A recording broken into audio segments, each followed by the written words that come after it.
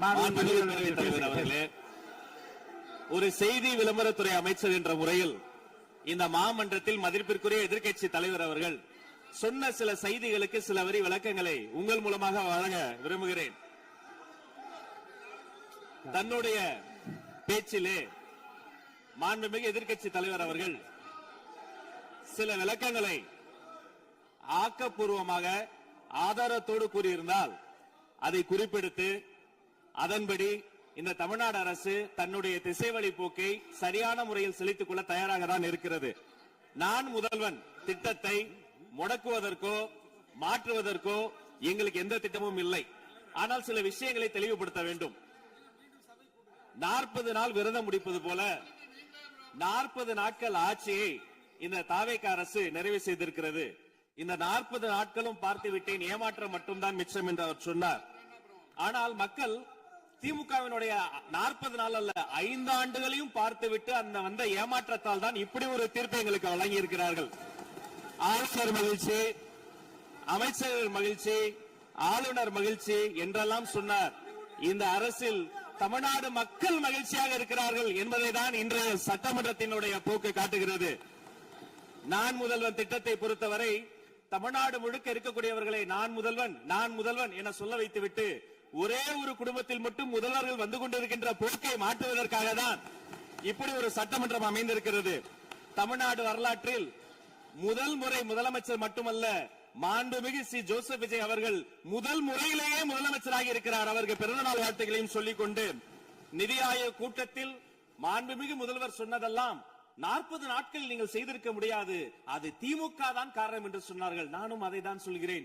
இன்று அவர் சொன்ன சட்டம் ஒழுங்கு, போதை பொருள் எல்லா பிரச்சனைக்கும் 5 ஆண்டு காலமாக அவர்கள் செய்த திமுக ஆட்சி தான் காரணமாக இருக்க முடியும் என்பதையும் சுட்டிக்காட்டிக் கொள்கிறேன். பள்ளி மாணவர்கள், ஒரு கல்வித்துறை அமைச்சர் நான், பள்ளி மாணவர்களினுடைய புத்தக பையிலே அன்றைய முதல்வர் ஸ்டாலின் படத்தை நாங்கள் போடவே இல்லையே என்று பெருமையாக சொன்னார். அப்புறம் ஏன் சார் லேப்டாப்ல மட்டும் அந்த படத்தை போட்டீங்க? நீங்க லேப்டாப்பில் போட்ட படத்தை எங்கள் மாணவர்கள் திண்ணர் வைத்து அழித்து விட்ட காட்சிகளும் சமூக வலைதளத்தில் பார்த்துக் கொண்டுதான் இருக்கிறோம். ஒரு வரியில் சொல்லுகிறேன், கோயில் பிரச்சனையை முத்தமிழறிஞர் டாக்டர் கலைஞரினுடைய வசனத்தையே சொல்கிறேன். நாங்கள் கோயில் கூடாது என்று சொல்லவில்லை, கோயில் கொடியவர்களின் கூடாரமாக மாறிவிடக் கூடாது என்றுதான் சொல்லுகிறோம்.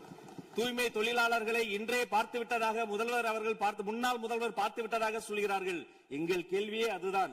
10 நாட்கள் ஒரு வாய் சாப்பிடாமல் உண்ணாணும் இருந்த போது நானும் எனது சகோதரர்கள் அண்ணன் ஆனந்தும் ஆதவும் போய் பார்த்தோமே. இன்று தூய்மை தேவதைகளை பார்க்கிற திரு ஸ்டாலின் அவர்கள் அன்னைக்கு ஏன் சார் பார்க்கல? ரிப்பன் மாளிகைக்கு அட்ரஸ் தெரியலையா? எப்படி போக வேண்டும் என்ற பாதை தெரியவில்லையா? தமிழ்நாடு எத்தனையோ திருடர்களை பார்த்திருக்கிறது. அலிபாபாவும் 40 திருடர்களையும் கூட பார்த்திருப்பீர்கள். அலிபாபாவும் பியூஸ் கேரிய திருடர்களையும் இப்போதுதான் எங்களுடைய மின்சாரத்துறை அமைச்சர் பார்த்துக் கொண்டிருக்கிறார். அதை குறித்த நடவடிக்கை எடுக்கப்பட்டுக் கொண்டிருக்கிறது. அவர்கள் மின்வெட்டை குறித்து சொன்னதற்கு மாண்புமிகு புரட்சித் தலைவி அம்மா அவர்கள் இதே மாமன்றத்தில் சொன்ன ஒரு வரியை சுட்டிக்காட்ட ஆசைப்படுகிறேன். இந்த மாமன்றத்திலே தமிழ்நாட்டிற்கு மின்சார தடையை அறிமுகம் செய்த திமுக எதற்கு மின்சார தடையை பற்றி பேசுகிறது என்று அவர் கேட்டார். கலைஞர் வண்ண தொலைக்காட்சி கொடுத்தார்கள், அந்த நாட்களை பார்க்க முடியாது.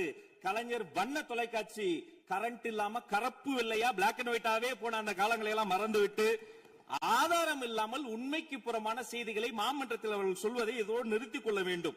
நேரலையை குறித்து கேட்டார்கள். எனக்கு ஆச்சரியமாக இருக்கிறது. 3 ஆண்டு காலமாக ஒரு தொழில்நுட்ப கோளாறாக அன்றைய சபாநாயகர் நேரலையை இருட்டடிப்பு செய்து விட்டார். ஆனால் இன்று மாண்புமிகு சபாநாயகர் நேரலையை கொடுத்துக் கொண்டிருக்கிறார்.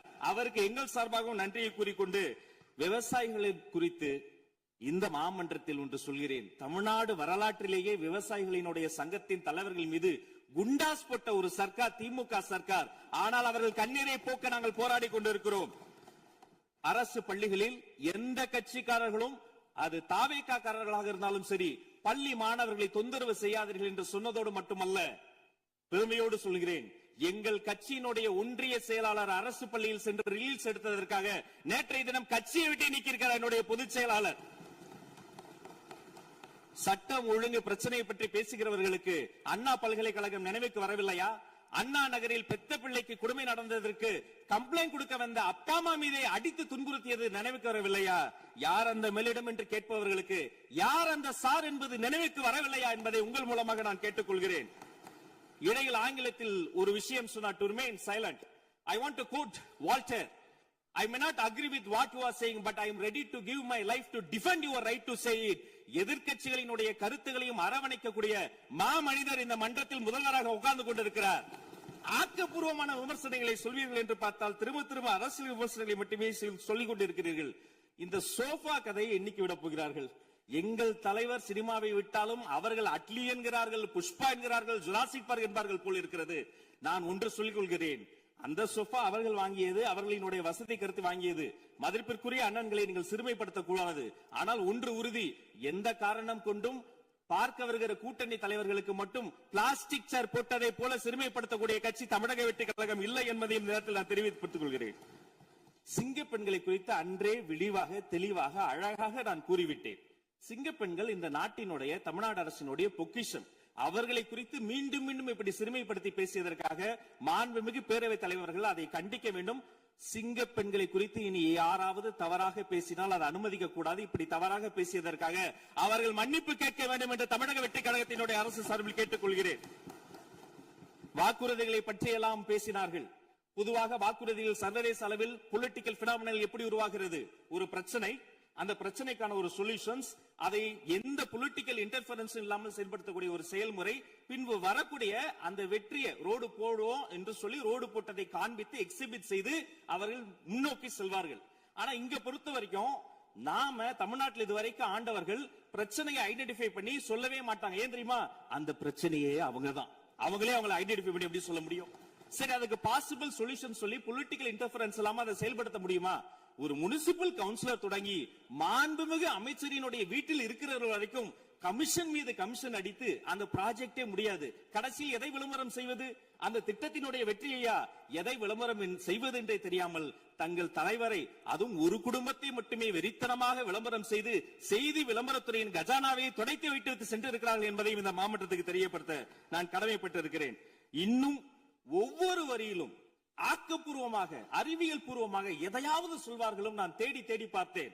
அவராக 40 நாட்கள் தேடி பார்த்து ஏமாற்றம் அடைந்தார். நான் 40 நிமிடத்திலேயே ஏமாற்றம் அடைந்து விட்டேன். இதை சொல்ல வேண்டும் என்று சொன்னால் ஒரு நகைச்சுவை காட்சியில் சொல்வதை போல அதுல ஒண்ணுமே இல்ல, கீழே போட்டுருங்க. நன்றி சட்டப்பேரவை தலைவர்.